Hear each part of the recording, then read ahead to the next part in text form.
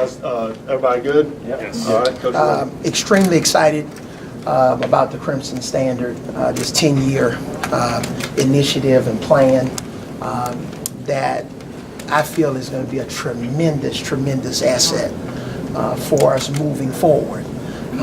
We can't just take a look at what we've done and all the success that we've had in the past.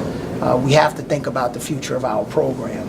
And with Greg Burns' leadership, with the approval of Dr. Bell and the trustees, we think we have an incredible plan in place. I've been here for several years now, and obviously I was here before Greg arrived, but from day one when Greg arrived, we started talking about what the future is going to look like, and obviously football is a major component about that. But as you saw in that presentation, Mal Moore and renovating Mal Moore is critically important. But specific to basketball, if you have anything to do with Alabama basketball, past and present, based on what you saw in that presentation and what you're going to see, you got to be fired up. You got to be elated. I just can't wait, and it just gives us something to look forward to. It gives us another competitive edge in terms of recruiting.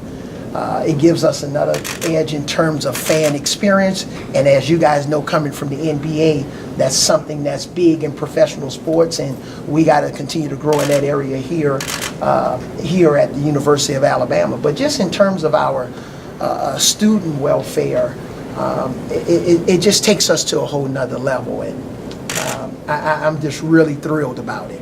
I know some of you are going to ask about phases. Obviously, Coleman is not involved in phase 1, but it is the headliner in the starter show in phase 2. And we just can't wait. But we know, it's going to take a tremendous amount of fundraising, a heck of a lot of fundraising and support, and we're here to support it. And we know this Crimson Standard is not only going to just be about football and basketball. It's going to help the entire all of our sports here at the University of Alabama. Coach, can you shed any light on anything specifically that maybe you requested or that you wanted, just inside of Coleman Coliseum specifically that you requested? Several things. That's a great question. One, we need to get our fans closer to the court, okay? And I'm not going to give you all the measurements and specifics, but they're significantly closer to the court than what they are in Coleman. That's going to improve our experience.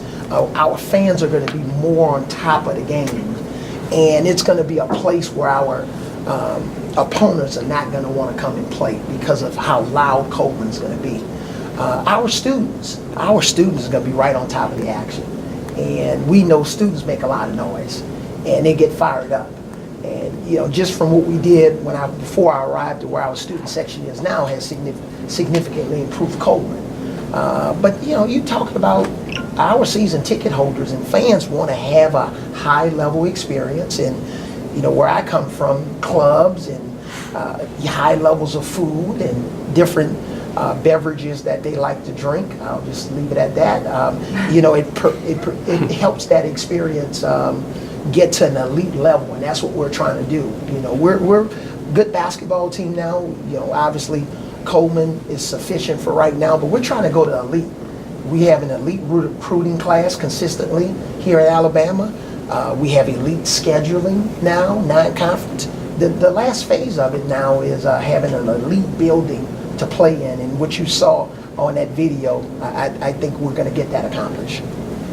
Coach, while we got you, can we get a comment on Kyra Lewis being able to join this class now that he signed and come in right away and play for you, what that means for this team? Yeah, it means a whole lot. And whether you're talking about men's basketball or women's basketball, Coach Christie and I talk all the time. Our plays work better when we got really good players. That's just a fact. And you look at what women's basketball has done, all of the great recruits that they had last year that are going to be on campus here in the next couple of days. And now we have Kyra Lewis that have fortunately reclassified. A guy with high level speed. He's as fast as Sexton. Shoots it really well. Obviously, this could be a senior year in high school, so we may have to take it a little bit slower. But the kid is gifted. He's gifted, and he's a kid that would have easily been a McDonald's All-American this year with the way he was trending had he played his senior year in high school. So it just continues to add to what we're doing.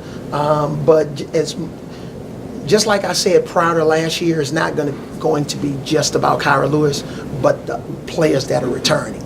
We have 4 sophomores that played in the NCAA tournament last year. We have Riley Norris that was a medical redshirt, and Tevin Mack that sat out. AJ Jr. is more experienced. Dante, and I can keep Dejan. I keep going on and on down the line. That's what we saw in Villanova. Team that was experienced, but also had that infusion of young talent. How important is getting him, I mean, just because he is an in-state kid, I know you've talked about wanting to recruit the athletes in this state, get them to come to Alabama. How big is that? Because he is from the Huntsville area. Well, everybody's not for Alabama. I'm not the right coach for everybody.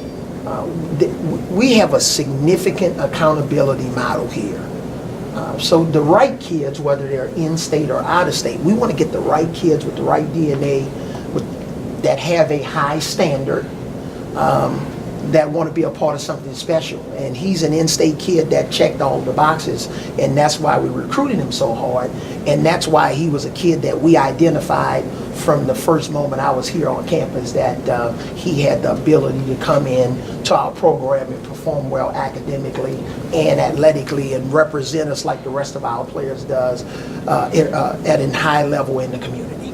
Coach, in what aspect have recruits said something to you about playing in Coleman Coliseum, and I guess negative feelings or comments they had about what it looks like right now? None of our recruits have talked about it. I mean, our recruits want to just come play for Alabama, especially what they saw last year. They saw the crowd against Oklahoma. They saw the crowd against Tennessee.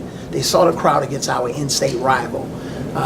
They saw how we could draw now, even during the Christmas holiday when we played our first home game against A&M right after Christmas. So I think it's more about our culture and what we've built here. And every year we improve, 18, 19, 20 wins. We want to keep moving that forward. Fortunately, last year we advanced in the NCAA tournament. We want to continue to advance even further. So I just think they talk a lot more about the overall experience. But at the same time, we know with all of the schools that we're competing against, we can only do so much. And that's why that next level of growth for us, we think, is having a really first-class venue to play our home game. What have they told you about the steps that will take place as far as the process for these changes at Coleman? When will they start? How long will they take? Well, you know what? We're not going to put a time frame on it. We obviously a couple of years away, but the main thing is we got to fundraise, all right? And we don't just have a bunch of gold toilets at Alabama, right? We're not a bank. We got to raise money. And it's a comprehensive effort on everybody's part. And the first phase of that, which has already been rolled out, especially addressing Mal Moore and Bryant Denny, that's going to be critically important to how soon we get the next phase started with Coleman Coliseum. Coach, I know there's a lot to the new rules with the agents and NCAA basketball. Do you have you want to shed any light on that, or just your initial thoughts on that? My initial thoughts, the Rice Commission did a nice job of making recommendations that I think can help college basketball. But to be specific about any of the recommendations or the new rules, I don't want to be specific about it, but I think it's a step in the right direction. One of the things that didn't pass was having 2 additional coaches being able to coach on the floor. We have a player development coach, but he can't develop anybody. But he has a nice cushy title in player development, right? So if you have a young coach that's trying to get into coaching, it'll be nice if they can actually work on the court, especially during practice. So maybe that'll be addressed in the future. And Coach, going back to sort of the project, this NBA, NFL model, what would you say to the fans who might be concerned out there? What if we can't get a ticket because they're so expensive, it's so hard to get into the game with these elite facilities? Yeah, I just think what we decided to do is there's going to be a ticket for everybody. And we'll figure out a way, and all of the people that are much smarter than me in terms of tickets. I can lead people to the tickets office, but I can't sell tickets, all right? So I think they're a lot smarter than us, and I don't want to go into an area that I'm not an expert, but all the different levels of pricing, that's going to happen at the brand new renovated Coleman. I think there's still going to be a ticket for everybody. And we hope that when you do buy a ticket or you're a season ticket holder, that you would show up and support our team. And if you can't, then obviously there are ways where you can, exchange your ticket, because we need butts in the seats. Coach, what do you see your role as helping to fundraise for this effort? What are you wanting to do, excited about this? Yeah, I think all of us coaches, we're all,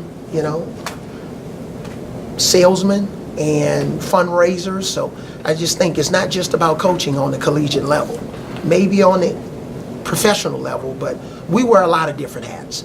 And I just think whatever the university need us to do to help this plan come to fruition, that's what we're going to do.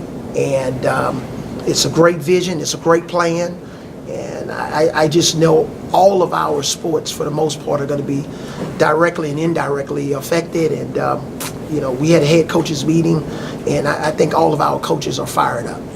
Coach, with today's announcement, do you immediately recruiting tool? I mean, it's going to be a good thing to draw more nationwide. Now that it's out there, it's going to be a part of our recruiting pitch. When we first arrived, we talked about, having a 100% graduation rate. We talked about, trying to travel, have a better travel experience on the road and playing a better schedule. We talked about maybe even sending kids to the NBA. We've checked all of those boxes, and hopefully we'll continue to check it. But now we can add what we're going to be doing here in the future with the newly rented Coleman Coliseum. We can add that to our presentation. And I think our prospective student athletes and their families are going to be fired up. And, a lot of coaches that bring their kids here for team camps and individual camps, I think it's just going to help us across the board. And I really believe in my heart, without going too deep, football and what Coach Saban has done here has just been magical. But, they just can't continue to carry the load by themselves. They need help. And I think the really next level of growth for us to help football is men's and women's basketball. And I just think that's why the newly renovated Coleman Coliseum is that important. Let's do one more question for Coach. Coach, why not? A lot of people say Coleman is an old facility. No matter how many times you upgrade it, why not build a brand new? Yeah, I think Greg Byrne and the team, they did a tremendous amount of research, and I've been there on the front lines of it. And there are pros and cons to both ideas, and we feel, based on the information and all of the research, endless hours and months and weeks, that we embarked on this idea of whether to build something new or renovate Coleman. Renovating Coleman was the smartest and most efficient thing to do. All right, thank you guys. Thanks. Appreciate it. Thanks, Coach.